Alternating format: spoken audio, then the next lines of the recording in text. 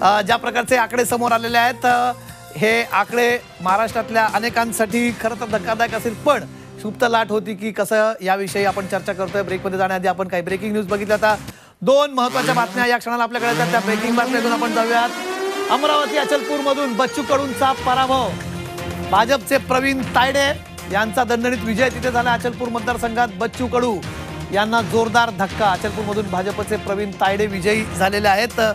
हा खूप मोठा धक्का। बच्चू कडू म्हणत होते की आमच्याशिवाय मुख्यमंत्री बसू शकत नाहीत, ते असंही म्हणाले ते एकदम माझ्याशी बोलताना की पुढचा मुख्यमंत्री हा प्रहारचा असेल असं म्हणणारे होते।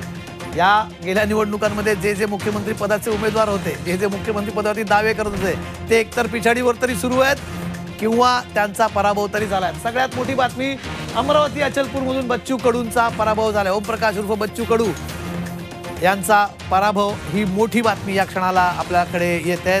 फार मोठी बातमी आहे। बच्चू कडू गेल्या सरकारमध्ये मंत्री होते, आधी नंतर शिंदेंसोबत गेले होते, त्याच्यानंतर बच्चू कडू नेहमीच आपल्या सरकारला कधी ठोकणारे त्यांची विधानातील कधी शरद पवारांची भेट घेत होते, वेगवेगळ्या विधानांसाठी नेहमीच चर्चेत राहायचे। विशेष करून रवी राणांसोबत त्यांचा संघर्ष तिथे नेहमीच चर्चेत राहिला होता। आणि आता बच्चू कडू यांना भाजपच्या प्रवीण तायडे यांनी पराभूत केलेला आहे। फार मोठा धक्का बच्चू कडूंचा। पुढची बातमी बघूया। आणखी एक ब्रेकिंग बातमी आपल्याकडे येत आहे आणि ही पण अशाच अशाची बातमी आहे। कराड दक्षिणमध्ये पृथ्वीराज चव्हाण पराभवाच्या छायेत आहेत, अतुल भोसले विजयाच्या उंबरठ्यावरती आहेत। पृथ्वीराज चव्हाण माजी मुख्यमंत्री, काँग्रेसचे आणखी एक वरिष्ठ नेते।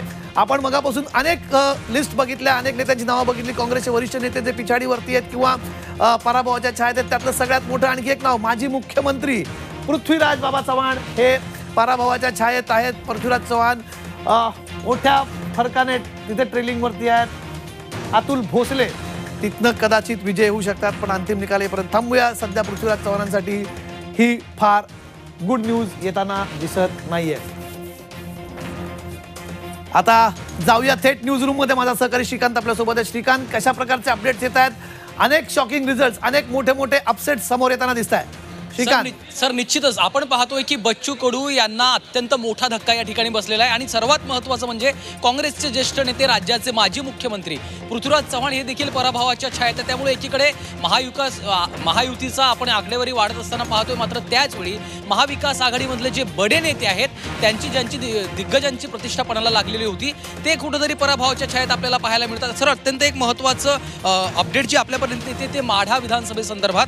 माढ्यामध्ये एनसीपीनं शरद पवार पक्षाकडनं जे अभिजित पाटील उमेदवार होते, अभिजित पाटलांना ऐनवेळी या ठिकाणी पक्षामध्ये घेऊन शरद पवारांनी मैदानात उतरवलेलं होतं। माढा अत्यंत चर्चेतला मतदारसंघ सोलापूर जिल्ह्यातला, त्या ठिकाणी अभिजित पाटलांचा विजय झालेला आहे आणि रणजित शिंदे यांचा 30,000 मतांनी त्यांनी पराभव केलेला आहे। महत्त्वाची अपडेट। दुसरं एक महत्त्वाची अपडेट सर आपल्यापर्यंत पोहोचते कागलमधून, हसन मुश्रीफ हे विजयी झालेले आहेत। या घडीची महत्त्वाची अपडेट आपण पाहतोय, 11,713 मतांनी हसन मुश्रीफांचा विजय झालेला आहे। समरजित घाटगे यांचा पराभव झालेला आहे। आपल्याला कल्पना आहे की निवडणुकीच्या तोंडावर समरजित घाटगे यांनी शरद पवार पक्षामध्ये प्रवेश केलेला होता, स्वतः शरद पवारांनी त्या ठिकाणी शेड्यू ठोकलेला होता आणि त्यांचा आता पराभव झाल्याचं चित्र आहे। बडनेरामधनं महत्त्वाची अपडेट, रवी राणा सलग चौथ्यांदा विजयी झालेले आहेत। शिवसेना उद्धव बाळासाहेब ठाकरे गटाच्या प्रीती बंडे यांचा त्यांनी पराभव केलेला आहे। राणा दाम्पत्याकडनं आता जल्लोष केला जातो आहे। या घडीची ही सर्वात मोठी अपडेट अमरावती जिल्ह्यातनं बडनेरामधनं येते। रवी राणा यांचा विजय झालेला आहे, बच्चू कडू यांचा धक्कादायक पराभव झालेला आपण बघितलंय। आता रवी राणा सलग चौथ्यांदा विजयी ठरलेले आहेत, त्यामुळं या घडीची अत्यंत महत्त्वाची बातमी, प्रीती बंडे यांचा पराभव झालाय।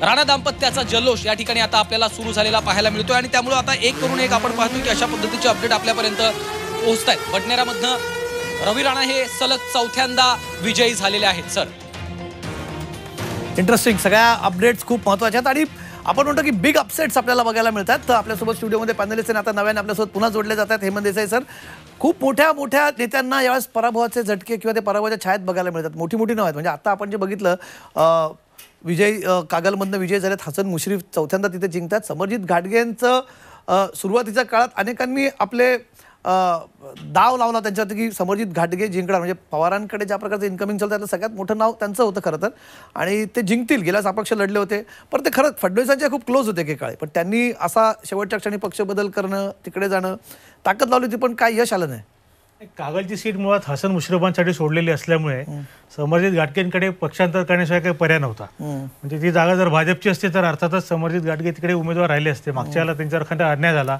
त्यांना अपक्ष लढण्यात आलं, निवडणूक ते जिंकू शकले नाहीत. मागच्या वेळेला पण आघाडीचं राजकारण आडवं आलं, आत्ता पण आघाडीचं राजकारण आडवं आलं. पण समरजित खरं तसे कार्यकर्ते म्हणून चांगला कार्यकर्ता आहे. समरजित घाटगे निवडून यायला हवे होते, पण नाही झालेला निकाल वेगळाच आहे. मला शॉकिंग वाटतंय खरं रवी राणा, आपले बच्चू कडू सारखा फायटर माणूस जो सातत्याने निवडून येतोय अपक्ष म्हणून, त्याने एक स्वतःची ओळख निर्माण केली. बच्चू कडूंना पराभवाचा धक्का बसणं मला वाटतं ही सगळ्यात मोठी. अमरावतीमध्ये ना अपक्षांचा एक तिथे खूप हिस्ट्री, अपक्षांना तिथे अपक्ष निवडून येतात, राजकारण करतात, असं अमरावतीमध्ये अपक्षांची खूप मोठी हिस्ट्री आहे. आणि याच्यामध्ये आपण लक्षात घ्या की राणा दाम्पत्यांचा जल्लोष यासाठी आहे की बच्चू कडूंनी गेल्या वेळी लोकसभेच्या वेळी जल्लोष केला होता, नवनीत राणा विजयी झाल्या होत्या. त्यामध्ये त्यांनी एक थोडीशी विजयाचा पण जल्लोष आहे त्यांचा, स्वतः इथे विजय झाले त्याचाही जल्लोष आहे, पण हा भाग आहे ना, म्हणजे पराभवाचा आनंद जो आनंद. दुसरी गोष्ट अशी आहे की याच्यामध्ये वाईट गोष्ट अशी की हसन मुश्रीफ ज्यांच्यावरती भ्रष्टाचाराचे गंभीर आरोप होते, केवळ सोमय्यांनीच केले होते असं नाही, त्याच्या अगोदरपासनं कोल्हापूर जिल्हा मध्यवर्ती सहकारी बँकेच्या मध्ये प्रचंड मंडलिकाने आरोप केले होते, मंडलिकाने आरोप केलेले होते चांगले.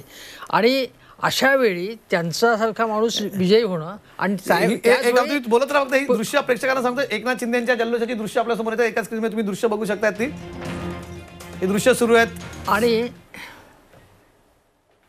बोला सर. आणि त्याच वेळी पृथ्वीराज चव्हाण यांच्यासारख्यांचा पराभव होणं, म्हणजे त्याला कारणं आहेत, कारणं नाहीत असं नाही, पण काँग्रेसमधले जे काही अपवादात्मक आत्ता जे चांगले कॉम्पिटंट नेते आहेत, कॉम्पिटंट नेते, त्या बेस त्यांचा नाही आहे किंवा तिथे ते काम करत नाहीत फारसं सामान्यांमध्ये, हा सगळा भाग असला तरी सुद्धा त्यांच्यासारख्या माणसाचा पराभव होणं ही अतिशय वाईट गोष्ट आहे. आणि त्यांचा पराभव होईल अशी शक्यता सुद्धा व्यक्त केली जात होती.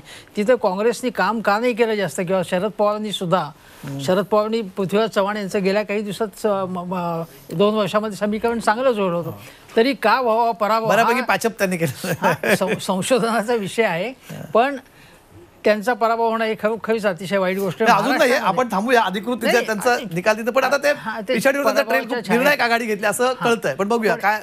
एक महत्त्वाची गोष्ट सांगण्यासारखी की जे सगळे रिझल्ट बघितले त्यामध्ये विरोधी पक्षनेता म्हणून सुद्धा अधिकृतपणे कोणाला आता मिळत नाही. आम्ही तुम्ही याच्यात चर्चा नाही केली, पण आम्ही विचार चर्चेत निघाला त्याच्यावर आपण करणार होतो चर्चा. पण अजूनही ज्या प्रकारचे आकडे आहेत, कुठलाही पक्ष विरोधी पक्ष म्हणजे विरोधी पक्षात पण बघा, काँग्रेस सध्या 20 जागांवरती आहे, उबाठा शिवसेना 17 जागांवरती आहे, शरद पवार त्यांच्यामध्ये तेवढ्याच जागा आहेत तिथे. तर ही आघाडी त्यांना फार ठिकाणी म्हणजे कुठलाही पक्ष तो म्हणजे 28चा आकडा असेल, तो 29चा आकडा असेल तिथे पुढे, म्हणजे नॅशनल 12 जागा शरद पवारांना. तुम्हाला आठवत असेल 2019 साली जशी स्थिती आली होती का 2014 मध्ये की 14 राष्ट्रीय स्तरावर विरोधी पक्षनेता म्हणून त्यांना मग हे यांना आळवणी करायला लागली की आम्हाला द्या बाबा ते स्टेटस, तर तुम्ही देत नाही, तुम्ही लोकशाहीचा अपमान करताय वगैरे. तसं इथे होतंय असं दिसतंय. कोण म्हणजे आज विरोधी पक्षनेता नसेलच कदाचित मध्ये महाराष्ट्रामध्ये दिला तर, म्हणजे जर सत्ताधारी पक्षाने दिला तर. पण मला असं या निवडणुकीचं एक वैशिष्ट्य वाटतं की साधारणतः म्हणजे प्रत्येक 20-25 वर्षांनी एक राज्य त्याचं राजकारण कूस बदलतं, आणि आता हे महाराष्ट्राची कूस आता बदलते. पण दुसरीकडे जर सगळे उमेदवार बघितले तर सगळ्या पक्षांनी प्रस्थापितांना, मोठ्या राजकीय घराण्यांना, मोठ्या सहकारी सम्राटांना तिकीटं दिली, किंवा त्यांनी आपली सत्ता राखण्यासाठी तिकीटं मिळवली ज्या पक्षातनं मिळतील त्या पक्षातनं. आणि त्याच्यात असं झालं की जे त्या वाऱ्याच्या योग्य दिशेला होते. तू म्हणतो ते मला बरोबर आहे, म्हणजे म्हणणं पण कसं आहे ना, जेव्हा कूस बदलतं तेव्हा नवीन नेतृत्व येतं. बघा 95ला शिवसेना भाजपची सत्ता आली तेव्हा आपण म्हटलं की महाराष्ट्राच्या राजकारणाने कूस बदलली. जसं त्याच्या आधी 78च्या आधी शरद पवार वगैरे नवीन नेते आले ते, तोपर्यंत हे मोठे नेते झाले ते 95ला. मग 95ला नवीन नेते आले, मुंडे असतील, राणे असतील किंवा भुजबळ असतील फॉर दॅट मॅटर, ते झाले. आता ते बदललं इथे. पण यावेळेस मला तुम्ही बघा ना, या निवडून येणाऱ्या लोकांमध्ये नवीन मंडळी तशी कमी दिसतात मला, की नव्याने ते प्राईड अँड त्याच्यातलं मला वाटतं एकनाथ शिंदेचे नेतृत्व समोर येणार आहे निवडणुकीनंतर. देवेंद्र फडणवीस 14 मध्ये नेतृत्व म्हणून पुढे आलं. ही निवडणूक एकनाथ शिंदेचं नेतृत्व एस्टॅब्लिश करणारी असेल. उद्धव ठाकरेंना प्रचंड मोठा झटका आहे. शिवसेना कोणाची याचा निकाल. सुधीर आपल्यासोबत जोडला गेला. सुधीरला याच्यावरती काय म्हणायचं? सुधीर, निवडणूक निकाल आहे, एक्सेप्ट आता केलेले आहे. संजय राऊतांचं विधान आलं की त्यांनी एक्सेप्टही केलेले आहेत. पण आता खूप याच्यातनं वेगवेगळे प्रश्न उपस्थित राहणार पुढच्या काळामध्ये, की नक्की काय चुकलं याची चर्चा तुम्ही येण्याने आपण करतच होतो. पण 20, 17 आणि 12 जागा हा फारच मोठा म्हणजे डाऊनफॉल आहे. म्हणजे हा सेटबॅक आहे म्हणू शकत नाही आपण. लँडस्लाईड विक्ट्री एकीकडे आणि हा एकदम हमटी डमटीवाला फॉल आहे एकदम हा.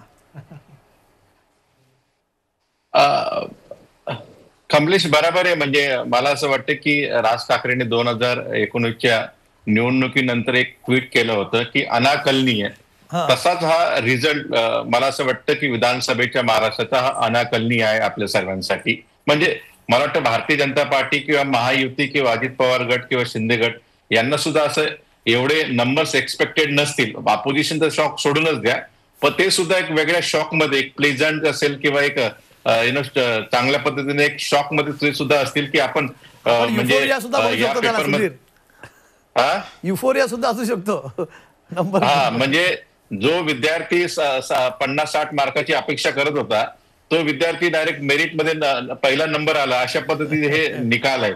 पण मला असं वाटतं की हे जरी असलं, ती सर्वात महत्वाची गोष्ट आपण जेव्हा तुम्ही डिस्कस करतो विरोधी पक्ष नेता कोण असेल, कारण की आपल्याला आठवत असेल की जेव्हा पहिल्यांदा भारताची पहिली लोकसभा अस्तित्वात आली त्यावेळेला गणेश माळवणकर नावाचे गृहस्थ हे सभापती झाले होते. आणि ते सभापती झाल्यानंतर त्यावेळेला निकाल हा पूर्णपणे एकांगी होता आणि त्यांच्या वरून बसल्यानंतर लक्षात आलं की विरोधी पक्षनेता पण सुद्धा कोणी नाहीये, तर कोणाला द्यावं विरोधी पक्ष नेतेपद. त्यावेळेला हा खूप मोठा वाद झाला होता आणि त्या वादामध्ये मग त्यांनी ठरवलं की कुठल्याही हंपी डंपी कोणाला विरोधी पक्ष न बनवता त्यांनी त्यावेळेला रूल बनवला होता आणि ते पुढे चालू झाला की ज्या पक्षाला ऍटलिस्ट विरोधी पक्ष असेल तर त्याला ऍटलिस्ट 10% तरी सीट किंवा उमेदवार त्या पक्षाचे निवडून आले पाहिजे, तरच त्या पक्षाला विरोधी पक्षनेतेपद हे बहाल केलं जाईल. आणि त्याच्यावर अनेक प्रकारच्या कोर्टामध्ये, सुप्रीम कोर्टामध्ये याचिका फाईल करण्यात आला, सर्व झालं. पण तो एक रूल होता सभापतींनी दिलेला, तो रूल पुढे कंटिन्यू झाला आणि त्याची प्रचिती आपल्या 2014 मध्ये आली. आणि मला असं वाटतं की महाराष्ट्रात मला असं वाटतं की पहिल्यांदा आपल्याला सुद्धा ही प्रचिती 2024 मध्ये येताना सध्या तरी दिसते. अजून ते आकडे बदलतील नाही बदलतील माहिती नाही, पण तशी प्रचिती म्हणजे न भूतो न भविष्यती अशी परिस्थिती विरोधी पक्षासाठी महाराष्ट्रात येणार आहे. फारच अजून मला वाटत नाही फार आकडे बदलतील असं. म्हणजे याच्यात बदलून सुद्धा एक फार मोठं करेक्शन यावं लागतं, 20 जागांचं करेक्शन यावं लागेल. शीतल पवार आपल्यासोबत जोडल्या जातात, त्याही बराच वेळ आपल्यासोबत जोडल्या गेल्या आहेत. शीतलजी, अनाकलनीय म्हणतात जसं राज ठाकरेंचं ट्विट होतं 2019च्या निकालानंतर, तुमच्यासाठी अनाकलनीय आहे निकाल की तुम्ही कसं अनालिसिस कराल? अनाकलनीय नाहीये, पण जी अपेक्षा केली होती त्याच्यापेक्षा खूप जास्त हा निकाल भाजपच्या बाजूने झुकलेला आपल्याला दिसतो आणि युतीच्या बाजूने झुकलेला दिसतो. लोकसभेच्या निकालाची जर पक्षाला मिळालेल्या मतांची टक्केवारी पाहिली तर तफावत भरपूर होती काँग्रेसच्या मतांमध्ये आणि भारतीय जनता पक्षाच्या मतांमध्ये. जरी काँग्रेसच्या जागांचा आकडा हा खूप मोठा होता आणि मार्जिन्स पण कमी होत्या. मला वाटतं की पक्ष म्हणून जे ताकदीने उतरायचं असतं आणि त्याच्यानंतर युती आणि आघाडी म्हणून जे ताकदीने निवडणुकीला सामोरं जायचं असतं, ते सगळे करेक्शन ज्या ताकदीने महायुतीने आणि भारतीय जनता पक्षाने ह्या निवडणुकीमध्ये केले, तसे करेक्शन महाविकास आघाडीकडनं आणि त्यांच्यातल्या पक्षांकडनं झालेले आपल्याला दिसलेले नाहीयेत. आणि त्याचं परावर्तन कुठेतरी निकालामध्ये झालं. याच्यामध्ये फक्त बंडखोरांना खूप यश मिळेल, अपक्षांना खूप यश मिळेल, कदाचित ही जी परिवर्तन आघाडी आहे ती किंवा मनसे अशाही पक्षांची भूमिका निर्णायकी ठरेल असं वाटत होतं. त्यामुळे एक आकडा जास्त राहील युतीचा मवियापेक्षा, पण ती गॅप एक 12-15 जागांची राहील असं वाटत होतं. तो अंदाज मात्र पूर्णपणे चुकीचा ठरला. लोकांना जे निवडणुकी दरम्यान विशेषतः शहरी भागामध्ये फिरताना आणि इव्हन ग्रामीण भागामध्ये फिरताना लोकांना स्थैर्य हवंय. निर्णयांमध्ये होणारी उडाताण याला लोक कंटाळलेले होते मागच्या 5 वर्षामध्ये. आणि जर भाजपकडे दिलेला हा जो एक साइड कौल आहे याला मी लोकांनी स्थैर्याला या निमित्ताने निवडलंय असं म्हणेल. ते चांगलं हे खूप महत्वाचं आहे. लोकांनी स्थैर्य निवडलेलं आहे. खरं तर लोकांना, अनेकांचं म्हणणं होतं की ज्या प्रकारचं राजकारण महाराष्ट्रात झालं होतं, म्हणजे सभांमधनं येत होतं, पत्रकारांकडनं गोष्टी होतं की महाराष्ट्राचं राजकारण हे अभूतपूर्व पद्धतीने त्याच्यात आपल्याला ओढाताण बघायला मिळते. आता किमान एक कॉन्फिडंट मेजॉरिटीचं सरकार आहे, असं काही होईल असं वाटत नाही. हे स्टॅबिलिटी याच्यामध्ये येईलच, पण एवढा जे एकतर्फी आपण काय म्हणत होतो घासून निवडणुका होतील, तो आपला स्वतःचा अंदाज सगळ्यांचा पूर्णपणे कोसळलेला आहे. महायुतीला एज आहे पण घासून केलं पाहिजे. पण एज एवढं नाही, एवढे एकतर्फी सुनामी आहे. हा, ही सुनामी अशा प्रकारची असणं हे सुद्धा थोडंसं घातक आहे. म्हणजे हे थोडी जनतेचा कौल आहे, त्याला आपण काय त्याचा आपण काय त्याचा अवमान करत नाहीये, पण सांगतोय ही भावना की पूर्णपणे एकतर्फी असं असलं. मी तुम्हाला सांगतो की जनता पक्षाच्या वेळी जनता पक्षाला अशी तेव्हा सुनामीच एक प्रकारची होती इंदिरा गांधींचा पराभव झाल्यानंतर, आणि ते सरकार त्यांच्यामधल्या भांडणामुळे टिकलं नाही असं आता होईल असं मी बिलकुल म्हणत नाही, पण अशा प्रकारचं एकतर्फी झाल्यानंतर पूर्ण देशामध्ये बदल झालाय. तेव्हा कसं होतं, जनता पक्षामध्ये खूप खूप पक्ष होते ना, घटक होते. इथे तुम्हाला एक भाजप कम्फर्टेबल त्यांचं याच्यात स्थान आहे. बाकी दोन्ही पक्ष आहे आणि भाजप आता 2028-29 मध्ये स्वबळावरती 100% करणार आहे, हा सगळा भाग आहे. आणि महाविकास आघाडीच्या अनेक चुका झाल्यात हेही मान्य आहे. चुका म्हणजे एक तर पॉझिटिव्ह कॅम्पेन केला नाही त्यांनी आणि फक्त रिॲक्ट करत बसले प्रत्येक गोष्टीला. त्यांनी ज्या प्रकारे नॅरेटिव्ह हे सेट करत होते त्याला फक्त रिॲक्शन देत होते, ते काउंटर एक्झॅक्टली त्यांना काउंटर होते. स्वतःचं कुठल्याही प्रकारचं नॅरेटिव्ह नवीन त्यांनी सेट नाही केलं, जो त्यांनी लोकसभेला केला. मला असं वाटतं काम करणारं सरकार आणि बाता मारणारे पक्ष, म्हणजे खरंच मला कधी कधी आश्चर्य वाटतं. आदित्य ठाकरे, सुप्रिया सुळे हे म्हणजे ज्यांना पुढचं नेतृत्व म्हणून बघितलं जातं, त्यांच्या प्रचाराचे मुद्दे काय आहेत? हा प्रकल्प महाराष्ट्रात येणार होता, हा गुजरातमध्ये गेला, हा गुजरातमध्ये गेला, हा गुजरातमध्ये गेला. आणि त्यांच्याकडे सांगण्यासारखं काय आहे? काही नाही, कारण हा प्रकल्प आमच्या काळात येणार होता, तो मोदी सरकारने येऊन दिला नाही. म्हणजे थोडक्यात काय, एखादी गोष्ट झाली नाही किंवा आम्ही ती होऊन दिली नाही. आणि दुसरीकडे जी कामं झाली आहेत ती वस्तुस्थिती आहे, ठीक आहे, त्याच्याबद्दल वादविवाद असू शकतात, आरेची कारशेड इथे बांधायची का तिथे बांधायची, पण कामाचा जो वेग होता, कामाचा जो आवाका होता, ती एक महत्वाची गोष्ट राहिली. आणि दुसरी गोष्ट, राजकारणाची भाषा जी घसरली, म्हणजे राज्याचे माजी मुख्यमंत्री इतर नेत्यांना सभेमध्ये टरबुजा वगैरे अशाने, तुम्ही काय मिमिक्रीला उभे आहात का? तुम्ही एका प्रकारे शरद पवारांकडनं तरी किमान ही गोष्ट शिकायची की राज्यातल्या इतर नेत्यांचा आदर, शेवटी मुख्यमंत्री हे पद आहे. तुम्ही मुख्यमंत्री पदाबद्दल सातत्याने अशी टिंगलटवाळीची भाषा वापरत असाल आणि तुम्हाला शिट्ट्या मिळत असतील, टाळ्या मिळत असतील, पण सभेत उपस्थित असलेली गर्दी हा महाराष्ट्र नाहीये. याच्या पलीकडे महाराष्ट्र आहे की जो बोलत नाही पण तो मतदानातनं त्यांनी दाखवून देतो की अशा प्रकारचा ॲरोगन्स. भाषा मी बघितलं म्हणजे तो तर खरंच वेगळाच मुद्दा आहे महाराष्ट्राच्या राजकारणात. सगळे दोन्हीकडनं म्हणजे मागे मी काही कोकणातली भाषणं बघितली ती राणेंची, निलेश राणेंची, त्यांनी तर शिव्याच दिल्या अक्षरशः स्टेजवरती. म्हणजे हा मुद्दा आहेच, घसरती भाषा. मुख्यमंत्री असलेला माणूस तुम्ही जेव्हा परकोलेट जाऊन तुमच्या वरचा नेता जेव्हा जे बोलेल ते खाली